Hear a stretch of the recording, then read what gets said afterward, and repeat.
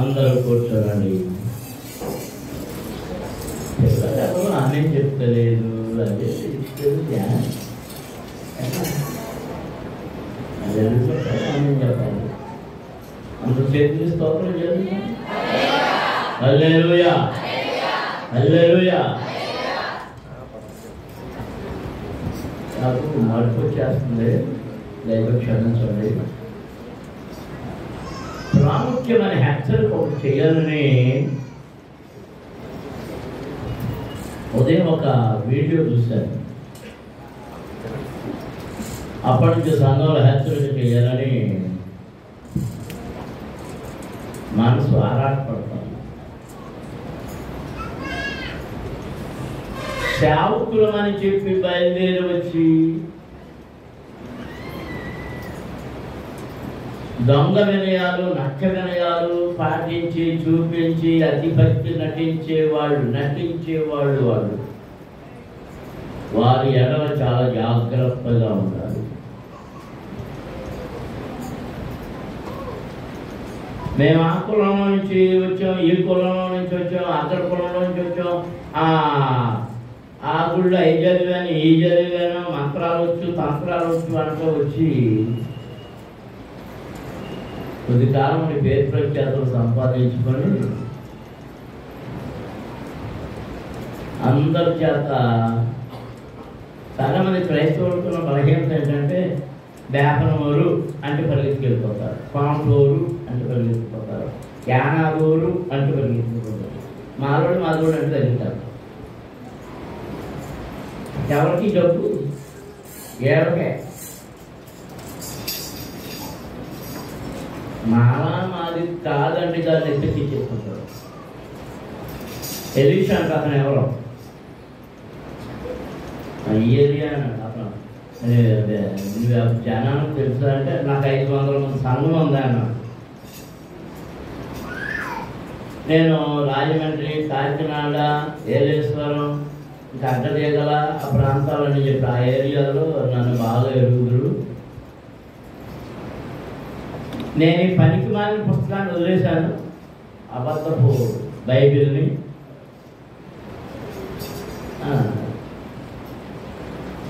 Bible అంతా అబద్ధమే.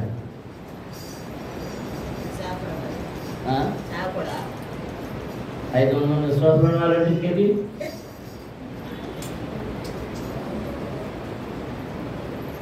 మరి ఏ కులస్తుడు ఏంటో నాకు అర్థం కాలేదు. ఇంకొకటి ఉన్నాడు నా దృష్టిలో, అతను త్వరలోనే ఆ మాట చెప్తాడు.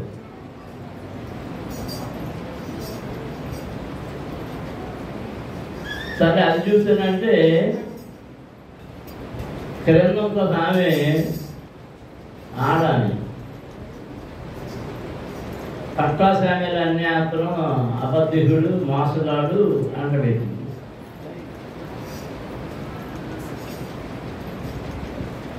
ఆ రెండింటి నుంచి నేను గ్రహించింది ఏంటంటే అతను కులం పేరు చెప్పుకొని పాపులారిటీ తెచ్చుకున్న తర్వాత యేసుక్రీస్తు దేవుడు కాదు ఇది అబద్ధం అని చెప్పడం మొదలెట్టాడు. ఎందుకంటే గలిబిలి చేయడానికి. ఈ అమ్మాయి ఎవరు హైదరాబాద్లో ఉండి ఎవరో ఫ్రెండ్ ఫోన్ చేసిందంట, మా హరిహర కళాభవన్లో మీటింగ్ జరుగుతుంది, ప్రార్థనకి వెళ్దాం. మామూలుగా ప్రార్థనకి వెళ్దాం రమ్మని పిలుస్తాం. రమ్మని పిలిచిందంట. ఆ వేళ బయలుదేరింది. ఆ వేళ పిలిచినావు రాలేదని నేను వెళ్ళిందంట. మరి పిలిచినావు రా నేను ఎలాగైంది అక్కడ అడ్రస్ అయి తీసుకుని పేరు కూడా చెప్పింది. రవికుమారు ఇంకే అస్తమానం ఫోన్లు చేస్తున్నారు అది.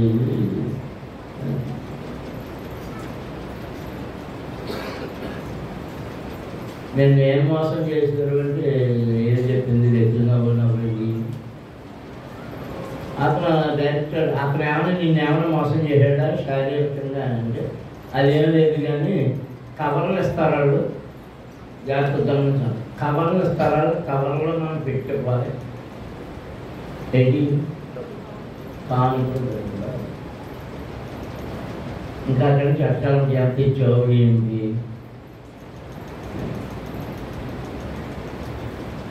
అంటే మారు మనస్సు లేకుండా వచ్చి ప్రభు అయిన యేసుక్రీస్తు నామాన్ని అవమానపరచాలని కొన్ని శక్తులు ఇలాంటి వేషాలు చేస్తున్నాయి. 1990లో ఆర్ఎస్ఎస్ వాళ్ళు ఒక ఎజెండా తయారు చేశారు. అందులో ఇది ప్రాముఖ్యమైనది. అప్పుడే తిరుపతిలో ఒక బైబిల్ కాలేజీ పెట్టారు. వాళ్ళు ఎవరన్నా క్రైస్తవులు కాదు, ఆర్ఎస్ఎస్ వాళ్ళు. అందులో బైబిల్ ప్రత్యేకంగా ఈ పూజారులు నేర్పుతారు. నీకంటే నాకంటే ఎక్కువ తెలుసు బైబిల్. వాళ్ళు కొన్ని వందల మంది ట్రైనింగ్ ఇచ్చి వాళ్ళు చేసిన పని ఏంటంటే సేవకులుగా పంపించేసి ఇది ఇలా అలా ఆ కులంలో తెచ్చాము ఈ కులంలో తెచ్చామని చెప్పించి వాళ్ళకి జనాన్ని బాగా ఆకర్షించబడిన తర్వాత ఇదిగో కర్వాపసి అంటారు, అంటే సొంతింటికి వెళ్ళిపోవడం. అప్పుడు ఏమవుతుందంటే అదిగో మాజీ పాస్టర్ అని ఒకటి యేసుక్రీస్తు అబద్ధం అని చెప్తున్న మాజీ పాస్టర్ రకరకాల హెడ్డింగ్లు పెట్టి అసలు మారు మనసు పొందితే కదా. మారు మనసు పొందిన వాడెవడు బైబిల్ అబద్ధం అని చెప్పడు. బైబిల్లో వ్యభిచారం చేయమని చెప్పలేదు, దొంగతనం చేయమని చెప్పలేదు, చంపేంత అంత హత్యలు చేయమని చెప్పలేదు, ప్యాకెట్లు ఆడండి తాగుబోతులు అవ్వండి అని చెప్పలే. బైబిల్ ఎప్పుడు మంచిగా చెప్పింది. మరి అబద్ధం ఎలా అయింది అది అతనికి తెలియదు. బైబిల్ అంతా దేనితో నింపబడింది? అసలైన అచ్చమైన చరిత్రతో నింపబడింది. కథలు కాదు, చరిత్ర. ఈనాటికి ఇశ్రాయేలు దేశంలో జరుగుతున్న యుద్ధాలకి మూల కారణం తెలియాలంటే ఏం చదవాలంటే బైబిల్ చదవాలి. బైబిల్ చదివితే మూల కారణం తెలుస్తుంది. ప్రపంచ చరిత్ర తెలియాలంటే బైబిల్ చదవాలి. మానవుడి పుట్టుక తెలియాలంటే బైబిల్ చదవాలి. ఆయన బైబిల్ అబద్ధమని వాడు ప్రచారాలు మొదలవుతున్నారు. కనుక మీరు ఎప్పుడైనా గమనించడం లేదు, ఆరాధ్యమూర్తి గారు తప్ప ఇంకెవరిని నేను పిలవలే. ఎత్తాలి ఆఖరికి అనిల్ కుమార్ గారిని కూడా పిలవాలి. ఇప్పుడు రేపు పొద్దున ఎప్పుడన్నా ఈ రాజకీయాలుగా వాళ్ళ తలపులు వచ్చినాయి కదా, ఆయన అడ్డం తిరిగి యేసుప్రభుకి నేను ఎప్పుడు వాళ్ళ బాధ్యతను నేను అన్నాడు అనుకోండి, ఇప్పుడు మళ్ళీ ఏమన్నా ఊరేస్తారు.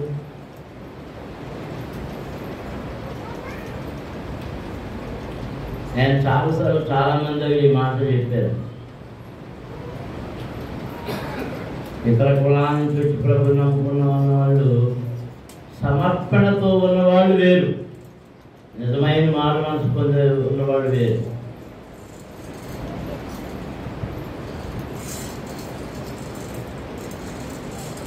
ఇంగువ కట్టిన పొట్టకి ఇంగువ లేకపోయినా ఆ వాసన వస్తుంది.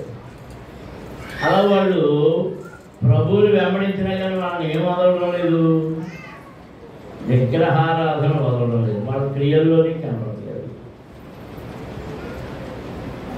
కనుక మీ దగ్గరికి ఎవరు వచ్చినా ఏం చేసినా ఈ అంత్య దినాలు కనుక దేవుని వాక్యం చెప్తుంది, కలవరి దినాల్లో కలవరపరిచే వాళ్ళు ఎక్కువ వస్తారు.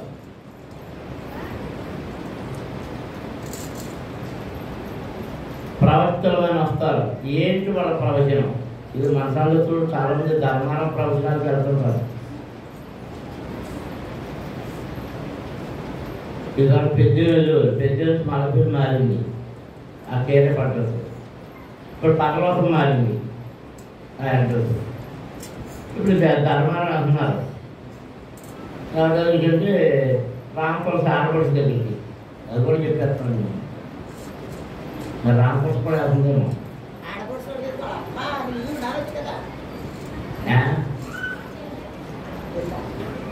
అది వెళ్ళే నాన్నమని చెల్లె కుమారి ఉంది కదా, బహుశా వెళ్ళచ్చు. మొత్తం అక్కడికి పోటీ అన్నట్టున్నారు. ఇలా బాగా తోడులు ఉంటుంది. ఏంటి ఆ ప్రవచనం? ఒకసారి ప్రవచనం అంటే చెప్పండి. యెషయా ప్రవచించాడు. ఏం ప్రవచించాడు చెప్పండి కదా? మీకు వాక్యాలు ఉంటాయి కదా. ఏదో కన్యక గర్భవతి అయి కుమారుని కన్ను. ఆ ప్రవచనం గమనించిన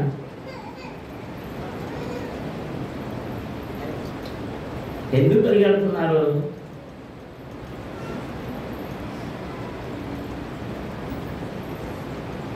ఇదిగో ఇది సంభవించబోతుంది. ఏ ప్రవక్తను చూసినా మీకు సంభవించబోయే కీడులను గూర్చి వాళ్ళు ప్రవచించారు. నువ్వేమి కదా నీకు అది కలిసి వచ్చేస్తే, నీకు అదిగో పెద్ద అల్లుడు వచ్చేస్తాడు. ఆ అల్లుడు ఇదిగో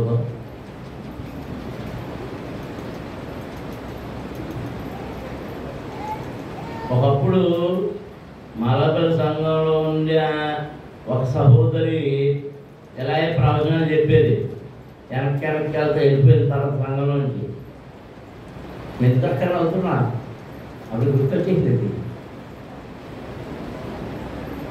వెళ్ళిపోయి దుకాణం పెట్టింది. అందరూ అక్కడికి వెళ్ళిపోయావు. అప్పుడు నువ్వు లేవు, డబ్బులు వేలు రాజా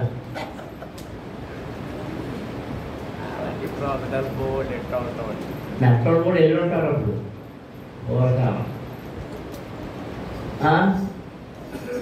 వెళ్ళి చెప్తూ మొదలెట్టింది. చాలా కొంతమంది పెద్దవాళ్ళు చిన్నవాళ్ళు ఆ వెనకాల వెళ్ళిపోయారు. ఒక పిల్లవాడు చచ్చిపోయి కనపడలేదు.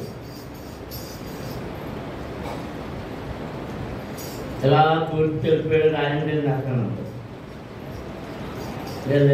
చెప్పి రాజమండ్రిలో వేసడం కాదు ఆలోచించడం పెళ్ళని ఎక్కుతున్నారు. రాజనగరం అని 3 రోజులు గీడు స్వతంత్ర పొలంలో నూతులు తేలాడు.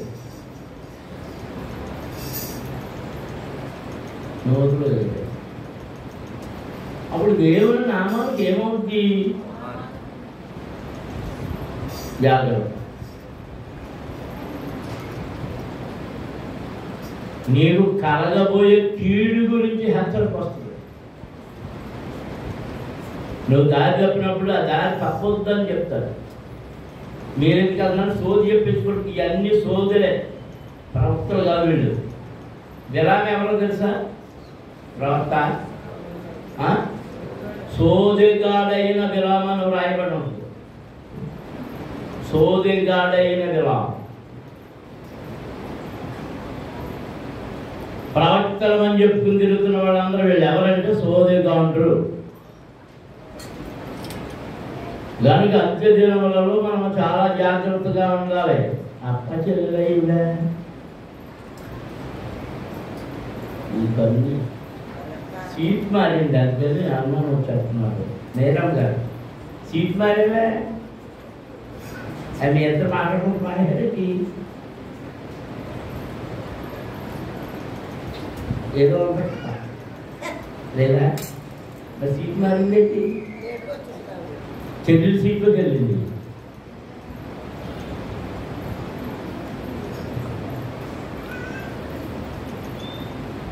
దేవుడు నీతో మాట్లాడాలన్నప్పుడు దర్శనాల ద్వారా కళ ద్వారా మాట్లాడతాడు. హెచ్చరిక వస్తే ప్రవచనము ద్వారా సంఘంలోనో ఎక్కడో ప్రవచిస్తారు, హెచ్చరిక చేయబడుతుంది.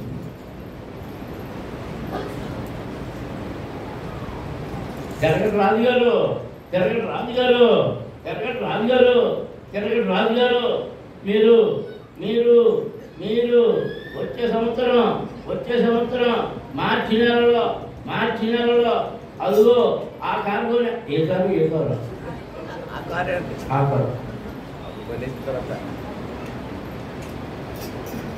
ఇప్పుడు రాజుగారి సంగతి ఎలా ఉన్నా మా గ్రేసమ్మ నిర్మలమ్మ ఎక్కడ పేరు నాకు కలవడం చెప్తుంది. మా నిర్మలమ్మ హుగ్గిపోయి ఇక వెనకాల నుంచి సోదోళ్ళు పట్టుకొస్తారు, బియ్యమును చేరను అలా కానుక పట్టడం పెరిగిపోతాయి, కానుక పట్టడం సైజు పెరిగిపోతాయి, 2 కొత్త చీరలు వచ్చేస్తాయి. అది నొప్పలేదా? ఇప్పుడు ఈవిని ప్రేరేపిస్తున్నాడు దేవుడు, ఆ అవసరం చెప్తున్నాడు హేమని.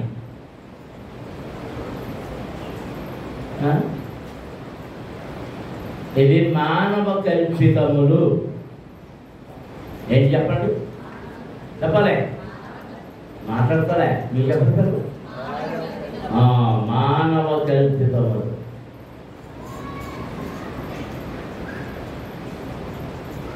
ట్రిక్కులు చేయొద్దు దేవుని విషయంలో. ఉన్నది ఉన్నట్టు మనం బోధించాలి. యోహాను భక్తుడు ఎలా బోధించాడో అలాగే బోధించాలి. యేసు ప్రభువు ఎలా బోధించాడో అలాగే బోధించాలి. మారు మనసు పొందాలని బోధించాలి. దేవునికి స్తోత్రం చేద్దాం. హల్లెలూయా, హల్లెలూయా. మరి పోయిన ఆదివారం ఆరాధనతో పాటు నా మనవడు పుట్టినరోజు జరిగింది కాబట్టి దానిలో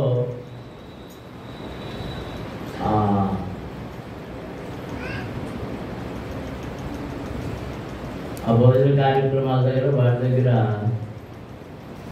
సహకరించినటువంటి పిల్లలందరినీ దేవుడు జీవించును కాక. ఉపవాస కోటాల కొరకు ఎవరి పిల్లలు, యూత్ పిల్లలు చాలా కష్టపడ్డారు. ఇది వరకు ఒకప్పుడు బలంగా ఉండి వీళ్ళందరూ పరిచయంలో పాల్పొందేవారు, వయస్సులు అయిపోయి ఆ తర్వాత వచ్చినటువంటి వారి పిల్లలు పాల్పొందేవారు. వాళ్ళందరూ వెళ్ళిపోయారు. ఒక 2-3 సంవత్సరాల నుంచి బాగా ఇబ్బందిగా ఉంటుంది. కానీ ఈ సంవత్సరం మరలా జవాన్ పిల్లలు, మగ పిల్లలు, ఆడపిల్లలు కూడా రాత్రి వాళ్ళు కష్టపడి దేవుని కృప పొందుకోవడానికి వారు శ్రమ పడ్డారు. మీ శ్రమను, మీ కష్టాన్ని ఎవరు చూస్తున్నారు? దేవుడు చూస్తున్నాడు. దేవుడు మీ మీద తన దీవెనలను కుమ్మరించును గాక. దేవునికి స్తోత్రం. హల్లెలూయా. అలాగే పిల్లలకి సతీష్ ఇల్లు లీడర్షిప్ తీసుకొని చేశారు. కొంతమందికి ఈ పుట్టినరోజు దాన్ని లీక్ అయిపోయి జాగ్రత్త. నేను మళ్ళీ పుస్తకం తీసుకొని ఎవరెవరు ఎంత తెచ్చారో చూస్తాడే. ఉపవాస కోటాలకు ఇవ్వాల్సిన వాటిని దొంగతనం చేశారు మీరు. దొంగలను దేవుడు ఏం చేస్తాడు? ఏం చేస్తా మాట్లాడలే?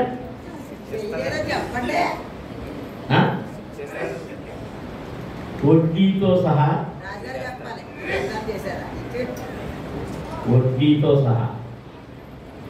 వడ్డీ అంటే వడ్డీలో 2 రకాలు ఉంటాయి. బారు వడ్డీ, చక్రవడ్డీ. మీకు బారు వడ్డీ పడదు, చక్రవడ్డీ పడుతుంది. చక్రవడ్డీ అంటే తెలుసా? నెల ఆ వడ్డీని అసలు కలపడం. నెల వడ్డీని అసలు కలపడం. మీరు ఎంత బాకీ పడిపోతారో చూడండి, ఎంత బాకీ పడిపోతారో చూడండి. అది లేనిపోయిన తలపుట్లు తెచ్చుకోవచ్చు. బాకీయే. దేవుని వాక్యం, మీరు నా యొద్ద దొంగిలుదురా. వచ్చేవాళ్ళని ఆత్మహత్య చేస్తారండి. సరే, దేవుని వాక్యంలో నుండి ఆదికాండం 42వ అధ్యాయం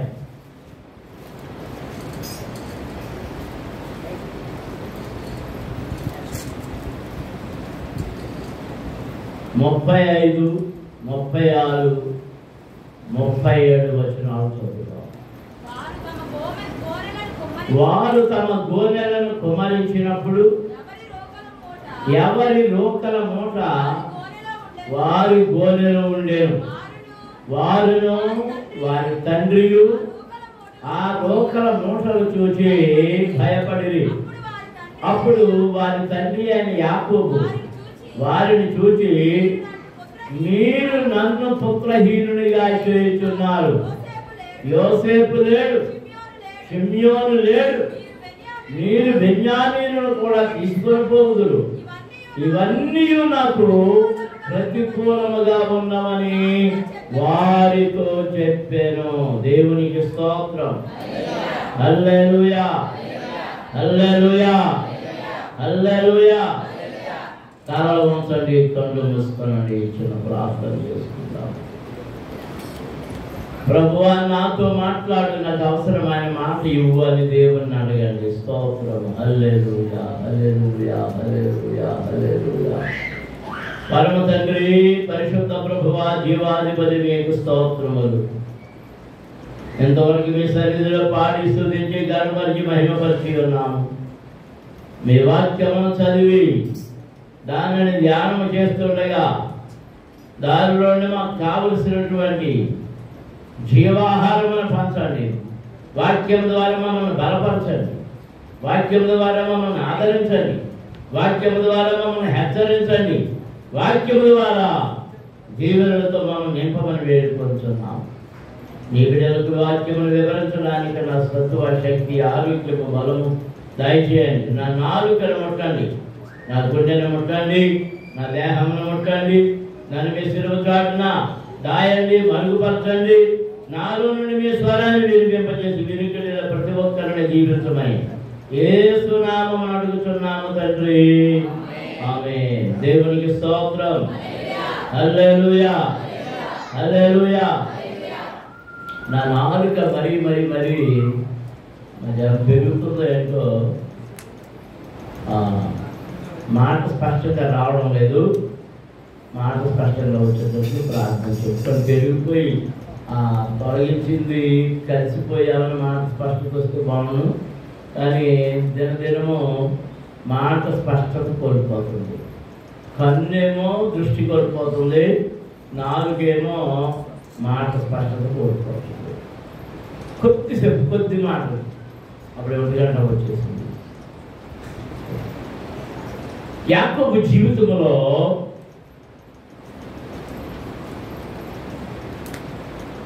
ఒక సంఘటన మనము జ్ఞాపకం చేసుకుందాం. 47వ అధ్యాయంలో 7వ వచనం చదువుతాం చూడండి. మరియు యోసేపు తన తండ్రి అయిన యాకోబును లోపలికి తీసుకుని వచ్చి ఫరో సమక్షమందు అతనిని ఉంచగా యాకోబు ఫరోను దీవించాడు. ఫరో, నీవు జీవించిన సంవత్సరములేమి అని యాకోబును అడిగినందుకు యాకోబు, నేను యాత్ర చేసిన సంవత్సరములు 130, నేను జీవించిన సంవత్సరములు కొంచెముగాను దుఃఖ సహితమైనవిగాను ఉన్నవి. అది నా పితరులు యాత్ర చేసిన దినములలో వారు జీవించిన సంవత్సరములన్నీ కాలేదని ఫరోతో చెప్పి ఫరోను జీవించి ఫరో ఎదుట నుండి వెళ్ళిపోయాను. దేవునికి స్తోత్రం. యాకోబు ఏమంటున్నాడంటే, నేను యాత్ర చేసిన సంవత్సరములు 130, నేను జీవించిన సంవత్సరములు కొంచెముగాను దుఃఖ సహితముగాను ఉండాలి. దేవునికి స్తోత్రం. యాకోబు ఆయుష్కాలం ఎంత అని మనము ఆలోచన చేస్తే అతడు 147 సంవత్సరాలు పుట్టాడు. యాకోబు ఐగుప్తుకు వచ్చిన తర్వాత తన చిన్న కుమారుడి దగ్గర, చిన్న కుమారుడు అంటే 11వ కుమారుడైన యోసేపు దగ్గర క్షేమముగాను సంతోషకరముగాను ఆనందకరముగాను మర్యాదకరముగాను హృదయ తృప్తితోనూ ఉన్నాడు. దేవునికి స్తోత్రం. హల్లెలూయా. అంతకుముందు అతని జీవితం అంతా ఐగుప్తుకి రాకముందు తీసుకురాబడే వరకు ఎలా ఉందేదో చదివిన వాక్యములో ఆయన చెప్తున్నాడు 36వ వచనంలో. అప్పుడు వారు తన తండ్రి అయిన యాకోబు వారిని చూసి, మీరు నన్ను పుత్రహీనుడిగా చేస్తున్నారు. యోసేపు లేడు, షిమ్యోను లేడు, మీరు బెన్యామీనును కూడా తీసుకొని పోదురు. ఇవన్నీ నాకు ప్రతికూలముగా ఉన్నవి. ఇవన్నీ నాకు ప్రతికూలముగా ఉన్నవి. దేవునికి స్తోత్రం. అందరూ స్తోత్రాలు చెల్లించండి. హల్లెలూయా, హల్లెలూయా, హల్లెలూయా. యాకోబు గురించి మీకు ఒక మాట చెప్పారు. యాకోబు ఎవరని చెప్పారు? మోసగాడా? ఏమని చెప్పారు? యాకోబుని ఎవరని చెప్పారు? పోరాడి గెలిచిన వాడు, పోరాటము కలిగిన వాడు. మోసగాడు కాదు, మోసగాడు కాదు. ఆయన మోసగాడు అన్నవాడు అందరూ నేను ఎదిరిస్తా. అతడు మోసగాడు కాదు, పోరాడేవాడు, పోరాడి గెలిచేవాడు. యాషవుతో ఈయన బేరం చేశాడా? యాషవ్ వచ్చాడు, ఇది బేరం పెట్టాడా? మోసగాడు ఎలా అవుతాడు? ప్రతి వారు యాకోబుని ఏమన్నారంటే నువ్వు మోసగాడు రా అన్నారు. తండ్రి అన్నాడు, మేనమామ పిల్లనిచ్చిన మామ ఆయన అన్నాడు, బావమర్దులు అన్నారు. కానీ ఎప్పుడు వారిని ఎవ్వరిని యాకోబు మోసం చేసిన వాడు కాదు. వాళ్ళందరికీ ఎలా కనబడుతున్నాడు? మోసగాడు. దేవునికి స్తోత్రం. హల్లెలూయా. దేవునిలో నిక్కచ్చిగా, నిర్భయంగా, సత్యముగా, నిర్మోహమాటంగా నడిచే వారిని ప్రజలు దూషిస్తారు. సత్యం మాట్లాడే వారిని ద్వేషిస్తారు.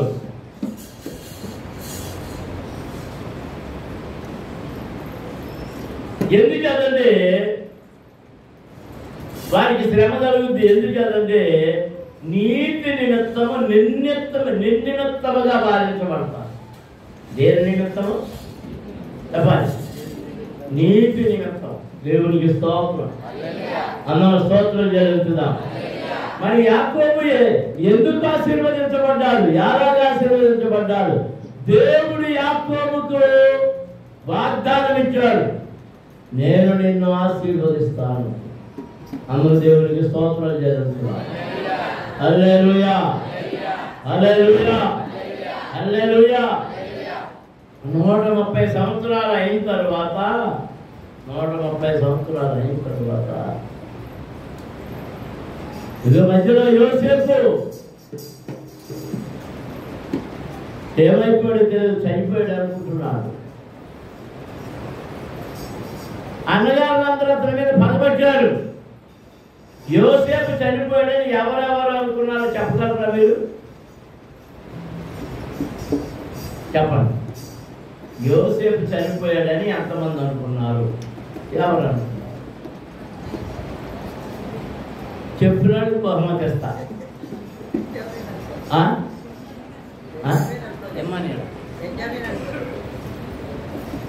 చెప్పాలి.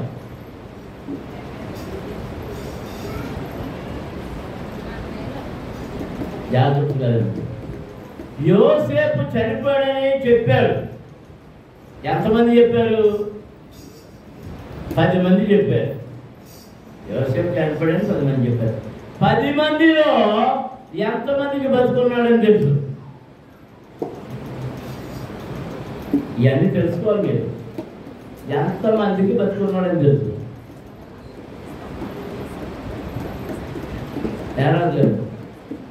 తెలీదా? అది జాతికి వినాలి, వాక్యాలు వినాలి, గుర్తుపెట్టుకోవాలి. 12 తెలుసు. 10 మందిలో ఒకటి తెలియదు. ఎవడు వాడు? బెంజమిన్ అక్కడ ఎదురున్నాడా?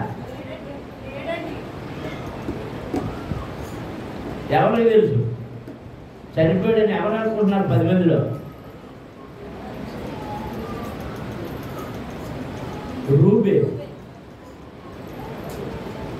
రూబేనుకి తెలియదు బతుకున్నాడు. ఎందుకంటే వాడిని చంపకండి రా అన్నాడు. వాడిని ఏమి హాని చేయొద్దురా అన్నాడు. అతను పక్షి వెళ్ళిపోయినప్పుడు ఈ తమ్ముడి గారు ఏం చేశారంటే యాగమై కొట్టి ముందు గోతులు పడేసారు. పాపం పట్ల పడేసిన తర్వాత ఆ మార్గంలో ఐగుప్తు వాళ్ళు వెళ్తూ ఉంటే మరి అలా పడేస్తాం కాదు, ఈ నమ్మితే మనకు డబ్బులు వస్తాయని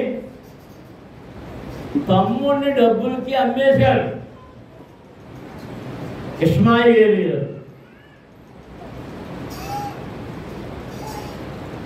ఆ డబ్బులు పనిచేసుకుని తాగేసారు, తినేసారు, చూసినాడు లేదు.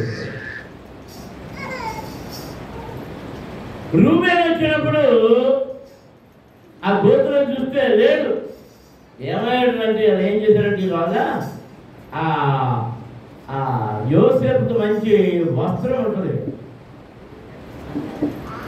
విలువైన వస్త్రం. దాన్ని అమ్మేసేటప్పుడు తీసేసి ఉంచి ఈలోగా మేకను దాన్ని మరి డబ్బులు ఉన్నాయి కదా మంచి విద్య చేసుకున్నారు. మేకను చంపి దాన్ని తింటా తాగుతూ ఉన్నప్పుడు మేక రక్తంలో ముంచి అది పడేసి అన్నగారు వచ్చినప్పుడు అదిగో ఆ రక్త పూటలు ఉన్నాయి అంటే అయితే మృగమేదో చీట్ చేసింది అనుకున్నా. ఇప్పుడే ఎంతమంది అనుకున్నారు చచ్చిపోయాడని? రూబేను, తండ్రి అయిన యాకోబు, తమ్ముడైన బెన్యామీను, ముగ్గురికి యోసేపు బ్రతుకున్నట్టు. కరువు సంభవించింది. ఆహారం ఎక్కడుందని తెలిసింది? ఐగుప్తుల ఆహారం ఉందని తెలిసినప్పుడు యాకోబు పిలిచి ఈ 10 మంది అన్నదమ్ములు మీరు వెళ్ళి మనకు ఆహారం కొనుక్కురండి అని పంపించాడు. వాళ్ళు వచ్చారు. వచ్చినప్పుడు వారిని ఎవరు గుర్తుపెట్టారు? యోసేపు గుర్తుపెట్టారు. యోసేపు గుర్తుపట్టి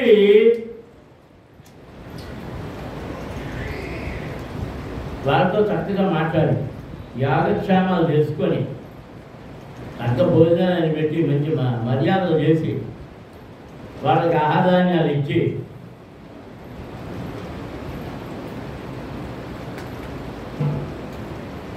పంపించారు.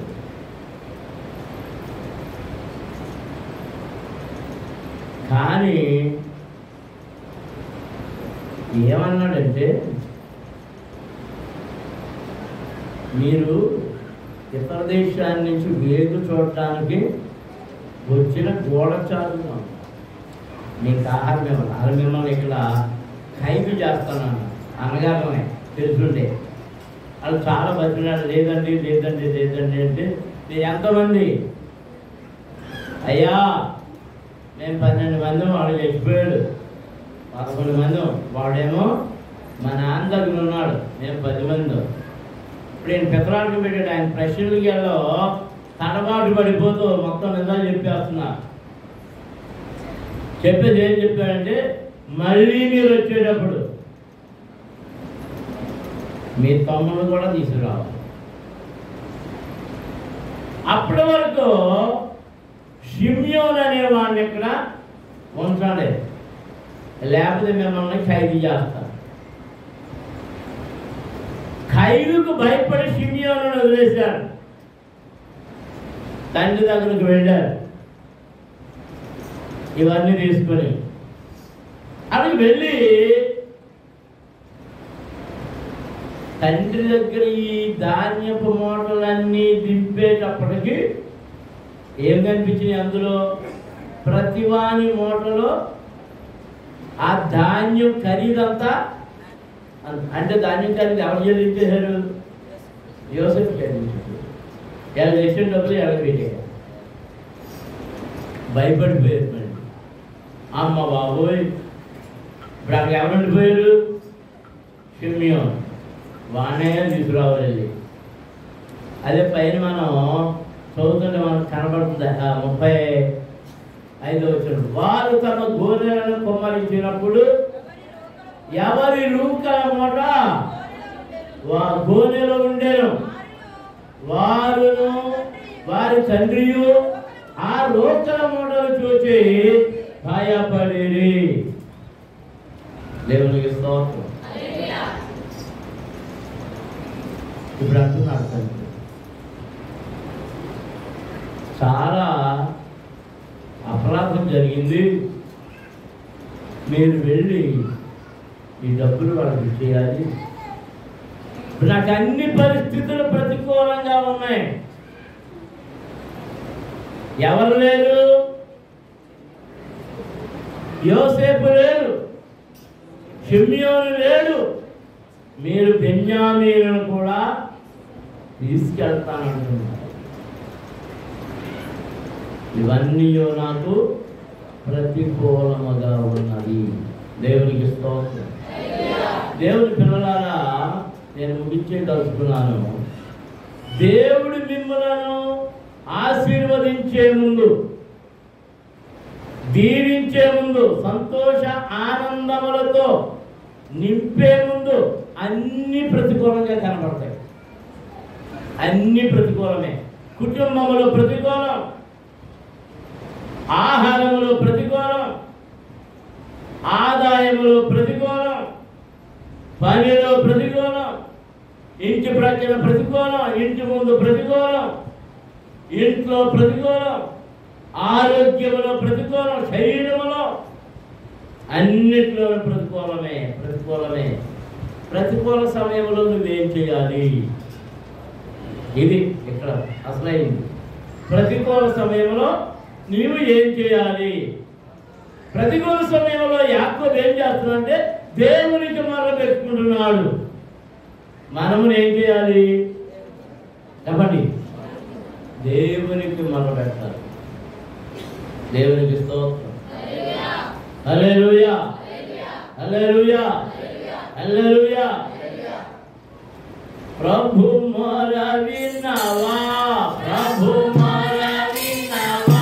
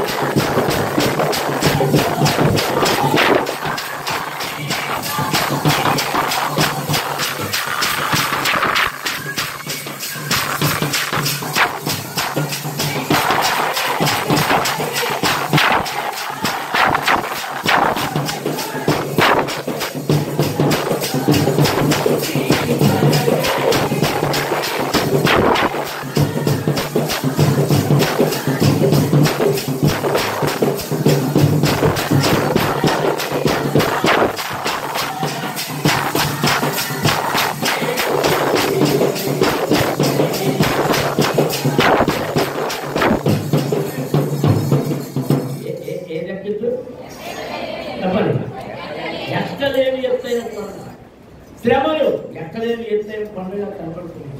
కష్టాలు ఎక్కలేకపోతున్నాను అయ్యా, ఎక్కలేకపోతున్నాను. బాధలు ఎక్కలేకపోతున్నాను. రోగాలు దాటలేకపోతున్నాను. రుణాలు దాటలేకపోతున్నాను. వేదనలు దాటలేకపోతున్నాను. మనస్సంతా అశాంతే, అశాంతే, దుఃఖమే, వేదనే. పిల్లలను కూర్చున్న బాధ, కుటుంబాలను కూర్చున్న బాధ, ఆర్థిక సంబంధమైన బాధ, ఆరోగ్య సంబంధమైన బాధ, రకరకాల బాధలు. నేను ఎక్కలేకపోతున్నాను ఈ కొండ. వాళ్ళు ఎప్పుడు ఎక్కలేము? శరీరం బలహీనంగా ఉన్నప్పుడు. ఇదివరకు ఎంత వేగంగా నడిచేవాళ్ళమో జ్ఞాపకం చేసుకోండి. ఎన్ని కొండలు ఎక్కామో, ఎన్ని మెట్టలు ఎక్కామో జ్ఞాపకం చేసుకోండి. దండయాత్రకు ఎలా వెళ్ళామో జ్ఞాపకం చేసుకోండి. కొన్ని వేల కిలోమీటర్ల ప్రయాణం చేస్తుంటాము. ప్రతి రాత్రి కూడికలకు వెళ్ళి వచ్చేవాళ్ళం. ఎలాగా? ఇప్పుడంటే వ్యాన్లు వచ్చినాయి. ఎంతమంది ఎలా వెళ్ళాం? నడిచి నడిచి నడిచి నడిచి నడక నడక నడక. గౌరీపట్నం నడిచాం. ఇటు గౌరీపట్నం వరకు దేచర్ల, చాగళ్ళు, దొమ్మేరు, రాగాలపల్లి, కోటాల, ఇవన్నీ నడిచినాయే. ఇక మెట్ట ఇవన్నీ మామూలే. నడక నడక నడక నడక నడక. అవి కాకుండా దండయాత్రలు, నడకలు. స్తోత్రం, హల్లెలూయా. ఇప్పుడు నడవగలమా? ఇప్పుడు కుర్రోళ్ళే నడవలేమంటున్నారు. అయిపోయి అనుభవించేస్తున్నారు. ఏకలేని కష్ట సమయంలో ఏం చేయాలి? మాట చెప్పలేదు. ఈ కష్ట సమయంలో ఏం చేయాలి? ఏంటంటే ఈ సౌండ్ రావట్లేదు, కానీ అది వినపడతలేదు అనుకుంటా. మరి సమాధానం చెప్తలేదండి. నా చెవులు వినపడతలేదా? నా చెవులు వినపడతలేదు. ఏంటి సరి పనిచేయట్లేదు. సరే ఏమైపోయిందిగా?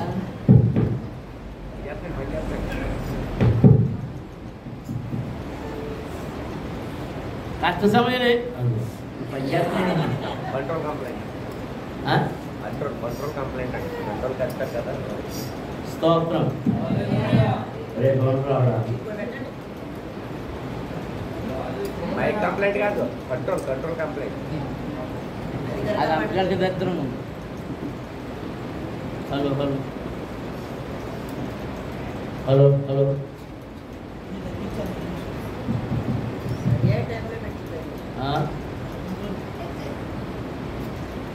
కష్ట సమయంలో ఏం చేయాలి?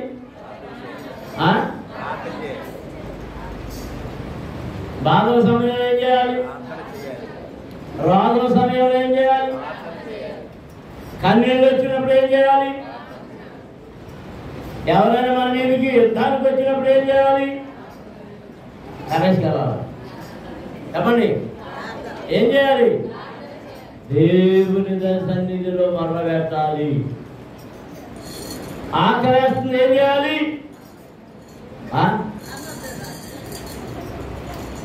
పట్ల ఎక్కడ ఉందో చూసుకోవాలి. సరే అట్లో దొరుకుతుంది. డబ్బులు లేదు, ఏం చేయాలి? డబ్బులు లేదు, ఏం చేయాలి? ఏం చేయాలి? నీ ఆహారం నీ దగ్గర పంపించబడాలంటే ఎవరి దగ్గర మొదలుపెట్టాలి?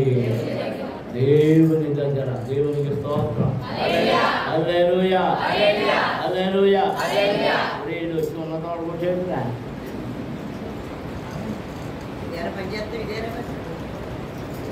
దేవునికి స్తోత్రం. దేవునికి మొదలుపెట్టాలి. నీ పిల్లల్ని చూడకపోతే ఏం చేయాలి?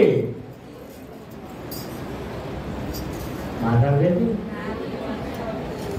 పిల్లలు చూసేస్తున్నప్పుడు లేకపోతే వాళ్ళు చేయగలుగుతాం. మాట్లాడుకోలేదంటే మా పిల్లలు బాగా చూస్తున్నారని చేస్తాం. మరి మాట్లాడరా?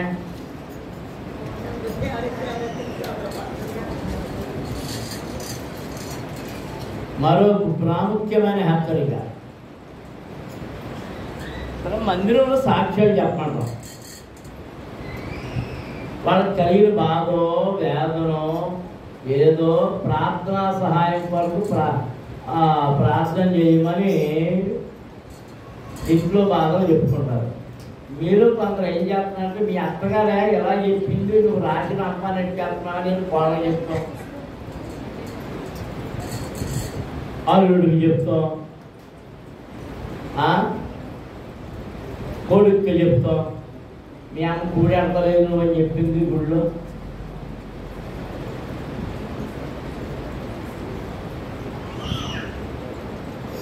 మొదటి ఆదివారం ఏదో ఒక తప్పు వచ్చింది. ఒక అమ్మాయికి గుళ్ళో దాటించి 9 సార్లు ఉంది బండాలక్ష్మి. ఈ అమ్మాయి ఇంటికి వెళ్ళక ముందు ఇంటికాడ తమ్ముడికి వార్త వెళ్ళిపోయింది. నీ అక్క నీ గురించి సాక్ష్యం చెప్పిందని ఆ బాధపడేది.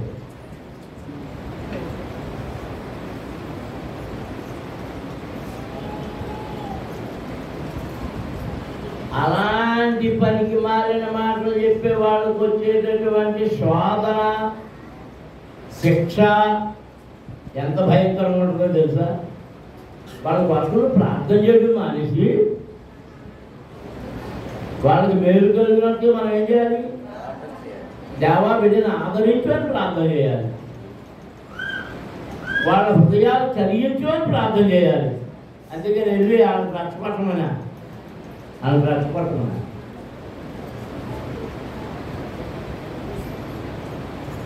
తప్పుడు పనులు చేయొద్దు. మారు మనసు పొందిన వాళ్ళు అలాంటి తప్పుడు పనులు చేయరు. మారు మనసు లేదు కనుకనే ఏ బ్రతుకు.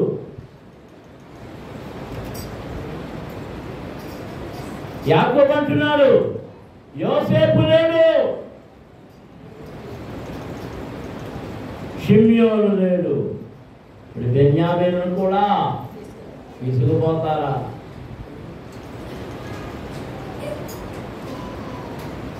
యోబు ఏమంటున్నాడు? దేవుని ఏమైనా నిందించాడా? ఆయన ధనము పోయింది, ఆస్తులన్నీ పోయింది, ఇళ్ళు కూలిపోయింది, ఆరోగ్యం పోయింది, తినడానికి ఆహారం కూడా. గొప్ప ధనవంతుడు, తూర్పు దేశాల్లో ఉన్న వారందరిలో గొప్ప ధనవంతుడు. అవన్నీ పోయినాయి, అవన్నీ పోయినాయి. ఒక్కడే మిగిలారు. ఎవరో చెప్తారా? భార్య. అది ఆవిడ అక్కడ ఆ మాత్రం మిగిలిన్నాడు, పడుతున్నాడు.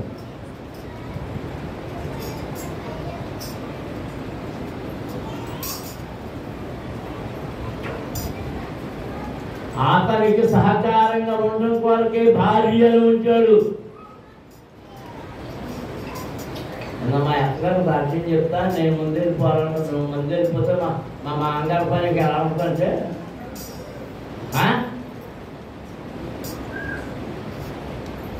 అలాగే అనమాట. నువ్వు ఉంటేనే ఎవరైనా చూస్తారు, నువ్వు చూస్తావు, ఎవరైనా కదా నువ్వే చూస్తావు. ఇదిగో ఆడోళ్ళు కానీ వెళ్ళిపోయి మగోళ్ళు బతుకున్నారా? మగోళ్ళు పని రోడ్లు రొప్పలే. పలహరించేవాళ్ళు ఉండరు, ఉలహరించేవాళ్ళు ఉండరు, కాఫీ తాగుతావా ఆనందం అంటావా, టైం అయింది ఆనందం తినేవాళ్ళు ఉండరు. అదే మరి మాయమైపోయినాం అంటే మీరు చాలా తెలివైన వాళ్ళు. ఎవరు ఎక్కడైనా ఎలాగైనా చీపురు కట్టించుకునైనా బతికేయగలరు. నేను చీపురు కట్టించుకుంటే అది ఇంకోలా తీసుకుంటాను. యాకోబు అంటున్నాడు, ముందు ఎవరు పోయారు? ఎవరు లేరు? యోసేపు లేడు. అభివృద్ధి, నా జీవితంలో అభివృద్ధి, ఆశీర్వాదం. నేను ప్రేమించిన నా భార్యకు పుట్టిన మొదటి కుమారుడు వాడిని పోగొట్టుకున్నాను. నాకు అత్యంత ప్రియుడు, నాకు ప్రియమైంది పోయింది. షిమ్యోను నా రెండవ కుమారుడు, నా భార్యకి ఇష్టడైన వాడు, నా లేయాకి ఇష్టడైన వాడు, వాడు లేడు. పురుట్లోనే తల్లిని పోగొట్టుకున్నాడు బెన్యామీను. వాడినే నా ప్రాణంగా పెంచుకుంటున్నాను. ఇప్పుడు వాడిని కూడా మీరు తీసుకుపోతామన్నారు. నేను దేవుని నమ్ముకున్నందుకు, ప్రభువులు పెరుగుతున్నందుకు నా ఇల్లు లాగేసుకున్నా, నా ఆస్తి లాగేసుకున్నా, సంపాదన అంతా లాగేసుకున్నారు. తింటానికి తిండి కూడా పెట్టినాను అంటున్నారు. ఏమీ లేదు. అన్నీ నాకు ఎలాగున్నాయి? ప్రతికూలము. ఇది ఏదో ఒంట్లో కాస్తంత శక్తి ఉంది కాబట్టి ఆయనకి వెళ్ళి ఆ పని చేయగలిగి, ఈ పని చేయగలిగి, ఏదో కాస్తంత తినగలగడానికి దేవుడు ప్రొపిస్తున్నాడు. ఆరోగ్యం కూడా పోయిందంటే నేనేమైపోతాను? మంచానికి పరిణతం అయిపోతే నా పరిస్థితి ఏంటి? సమస్తమును ప్రతికూలముగా ఉన్నాయి. పిల్లలారా, దేవుని పిల్లలారా, మన జీవితాల్లో అనేక ప్రతికూలాలు ఉన్నాయి. ఆరోగ్యమైన ప్రతికూలం, ఆరోగ్య సంబంధంగా, ఆర్థిక సంబంధంగా ప్రతికూలత. నాకు ఇప్పుడు ఆర్థిక ప్రతికూలత చాలా ఎక్కువగా, చాలా ఒత్తిడిగా ఉన్నాను. నేను ఎవరితో చెప్పుకున్నాను తెలిసి, మీతో చెప్తే మీరు నవ్వుతారు అంతే. చాలామంది మీరు డబ్బులు ఇవ్వడం అని వ్యక్తులు నవ్వుతుంటాడు. నా పరిస్థితి నాకునే ఎవరికి తెలుసు తెలుసా? నా దేవునికి తెలుసు.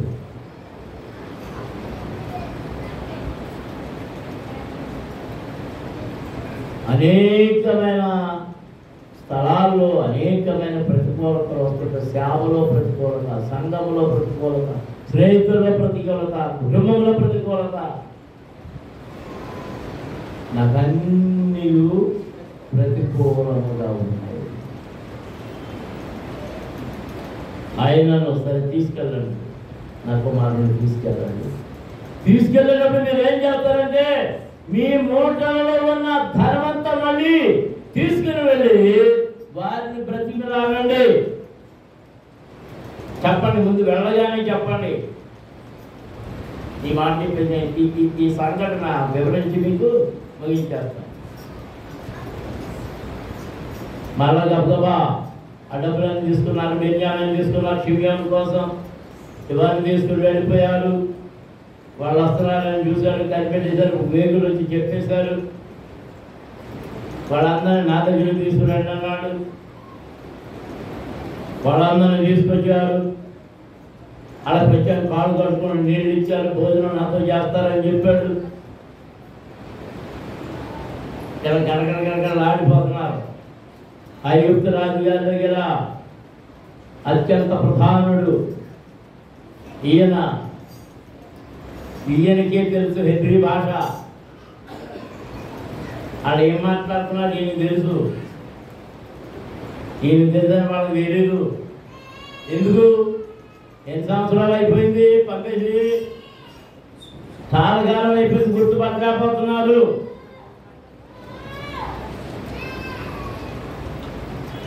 అయ్యా, మన తప్పు జరిగింది, ఇదిగో మా మూటల్లో డబ్బులు ఉన్నాయి, ముందు ఈ డబ్బులు వేసుకోండి, ఈ డబ్బులు మేము పట్టుకెళ్ళేదానికి డబ్బులు తెచ్చేది. సరే, భోజనాలు వేసుకో. తీసుకెళ్ళి మళ్ళీ వాళ్ళకి అవన్నీ ఇచ్చేసాడు, ధాన్యం మొట్ట కట్టేసాడు. రహస్యంగా పిలుచున్నాడు. బెన్యామీను గోతాములో నేను అన్నది నీకు ఇన్నట్టేనా? మరి బొడ్డు గిన్నో పెద్ద గిన్నో ఏం గిన్నో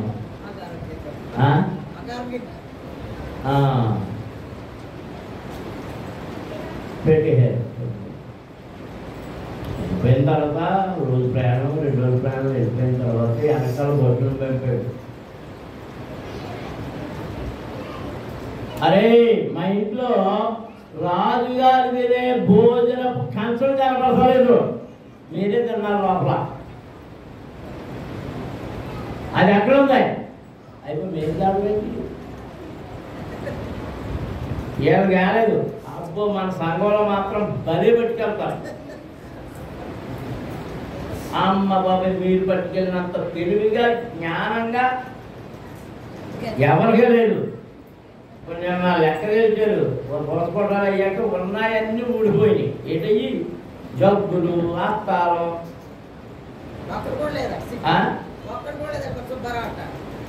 మరి అన్నీ అట్లన్నీ కాళ్ళు వచ్చేసి మీ ఎడలకి ఆశీర్వాదంగా వచ్చేయండి. అది ఆశీర్వాదం అనుకుంటా, నాశనం.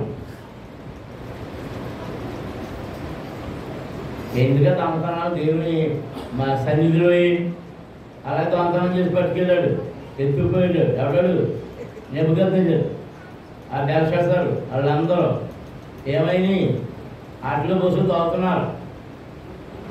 ఎవడో వచ్చి మొత్తం ప్రాణం కూడా తీసి వాళ్ళు వచ్చి మా గిన్నె అడిగి దొరగారి గిన్నె అంటుంటే రాజుగారి గిన్నె అంటుంటే ఏం ధైర్యంగా ఉన్నారు, కాళ్ళతో ఎదుర్కొండి అన్నారు. మూటలు విప్పి చూస్తే ఎవరి మూటలు దొరికిందంట? బెన్యామీను మూటలు జరిగేటప్పుడు ప్రాణాలు పైన పోయి అమ్మ బాబాయ్ మళ్ళీ పరిగెత్తుకెళ్ళిపోయారు. రూబేన్ చెప్తున్నాడు, అయ్యా పొరపాటు జరిగిపోయింది, మా నాన్నకు నేను పూటబడి ఉన్నాను, వీడిని కానీ వెనక్కి తీసుకురాకపోతే నా కొడుకులు ఇద్దరిని చంపేయమన్నాను. నేను దొంగతనం చేయలేదే. ఇద్దరికి ఎలా వచ్చిందో మాకు తెలియట్లేదు. దేవునికి స్తోత్రం. అందులోకి ఎలా వచ్చింది ఎవరికి తెలుసు? యోసేపుకి తెలుసు. వాళ్ళు అలా బ్రతిమిలాడుతుంటే ఏడుస్తుంటే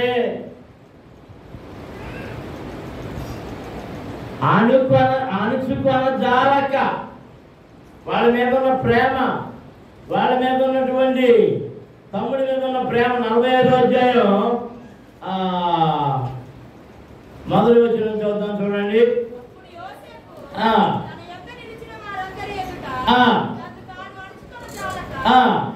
నా యొద్ద నుండి ప్రతి మనుష్యుని వెలుపలికి పంపివేయడానికి దగ్గరగా చెప్పాను.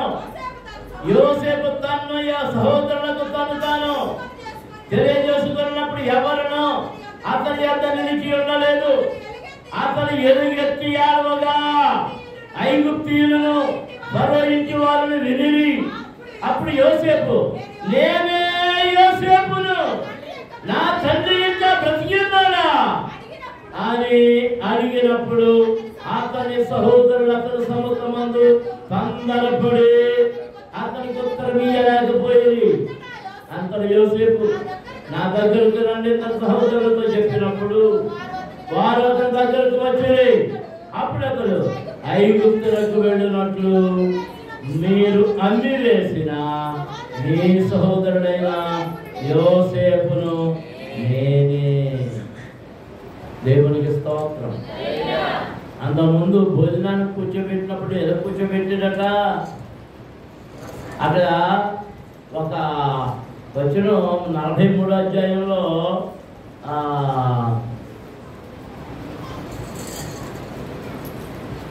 30 వచనం చూద్దాం, చూడండి. అప్పుడు తన తమ్ముని మీద 26 నుంచి చదువుదాం. యోసేపు ఇంటికి వచ్చినప్పుడు వారు తమ చేతుల్లో కానుకలోనికి తెచ్చి అతనికిచ్చి అతనికి నేలను సాగిలపడి ఎక్కడ సాగిలపడ్డారంట? ఈ తల ఎప్పుడు వచ్చింది? హలో, ఈ ఐగుప్తుకి ఎందుకు పంపేశారు? ఆ కలకే. అప్పుడు మీరు చెప్పిన ముసలివాడని మీ తండ్రి క్షేమముగా ఉన్నాడా, అతను ఇంకా బ్రతికి ఉన్నాడా అని వారి క్షేమ సత్యవాచారం అడిగినందుకు వారు మీ దాసుడైన మా తండ్రి ఇంకా బ్రతికి ఉన్నాడు, క్షేమముగా ఉన్నాడని చెప్పి వంగి సాగిలపడి అప్పుడు అతను కరువెత్తి తన తల్లి కుమారుడును తన తమ్ముడైన బెన్యామీనును చూచి మీరు నాతో చెప్పిన మీ తమ్ముడు ఇతడేనా అని అడిగి, నా కుమారుడా దేవుడు నిన్ను కరుణించునుగా తెలను. అప్పుడు తన తమ్ముని మీద యోసేపునకు ప్రేమ పొరుగులు వచ్చిన కనుక అతడు త్వరపడి యోచులకు చోటు వెనక్కి లోపలి గదిలోనికి వెళ్ళి అక్కడ ఏడ్చెను. దేవునికి స్తోత్రం. తమ్ముడు చూసిన ఆనందం, సంతోషం, దుఃఖం వచ్చేసినప్పుడు అందరూ ఎవరకుండా ఏడకుండా ఎక్కడికి వెళ్ళిపోయాడుట? ఎవరు చూడకుండా గదిలోకి వెళ్ళిపోయి ఏడ్చాడు. అప్పుడు అతను ముఖం కడుక్కొని వెలుపలికి వచ్చి తను తాను అనుకొని భోజనం వడ్డించునని చెప్పారు. అతనికి వారికి అతనితో భోజనం చేస్తున్న ఐగుప్తీయులను వేరు వేరుగా వడ్డించింది. ఏంటి? ఐగుప్తీయులు హెబ్రీయులతో కలిసి భోజనం చేయరు, అది ఐగుప్తీయులకు హేయము కనుక ఐగుప్తీయులు వేరుగా కూర్చున్నారు, హెబ్రీయులు వేరు. హెబ్రీయులు ఎవరు? ఇదిగో ఈ 11 మందిని. మరి యోసేపు ఎక్కడ కూర్చున్నాడు? పైన. ఈయన హెబ్రీయుడే కదా, వాళ్ళకి తెలియదు, అది వాళ్ళకి తెలియదు. జ్యేష్ఠుడి మొదలుకొని కనిష్ఠుడి వరకు వారు అతని ఎదుట తమ ఈడు చొప్పున కూర్చుండేది కనుక ఆ మనుషులు అతని వైపు ఒకడు చూసి ఆశ్చర్యపడి మరియు అతను తన ఎదుట నుండి వారికి వంతులెత్తి పంపెను. బెన్యామీను వంతు వారందరి వంతుల కంటే 5 అంతలు గొప్పది. వారు విందు ఆరగించి అతనితో కలిసి సంతృష్టిగా త్రాగిరి. దేవునికి స్తోత్రం. సంత తమ్ముడికి ఎంత పెట్టాడు? ఎన్నింతలు? 5 అంతలు. మనము ప్రభు యేసు క్రీస్తుకి స్వంత వారము. నమ్మిన వారు దేవునికి స్తోత్రాలు చేయాలి. మనకి ఎన్నింత ఆశీర్వాదం వస్తుంది? 5 అంతలు. అన్ని ప్రతికూలంగానే ఉన్నాయి. నాకు ఎవరు లేరు అనుకుంటున్నావు, మోకరించండి. నాకు ఆరోగ్యం లేదనుకుంటున్నావు, ధన సహాయం లేదనుకుంటున్నావు, ఆర్థిక ఇబ్బందులు వచ్చినాయి అనుకుంటున్నావు, మనం ఏదేదో ఊహించుకున్నాం, అవన్నీ ఏది జరగడం లేదు. మందులకి చాలా డబ్బులు ఖర్చు పెట్టవలసి వస్తుంది, వ్యవసాయంలో చాలా నష్టం వస్తుంది, వ్యాపారంలో చాలా నష్టం వస్తుంది. ఒకప్పుడు తిరిగి వ్యాపారం చేసుకోగలిగిన పరిస్థితి, ఇప్పుడు వయసు పెరిగింది, ఆరోగ్యం తరిగింది, వ్యాపారాన్ని తిరగలేకపోతున్నాం, పనులు చేయలేకపోతున్నాం. ప్రతికూలత.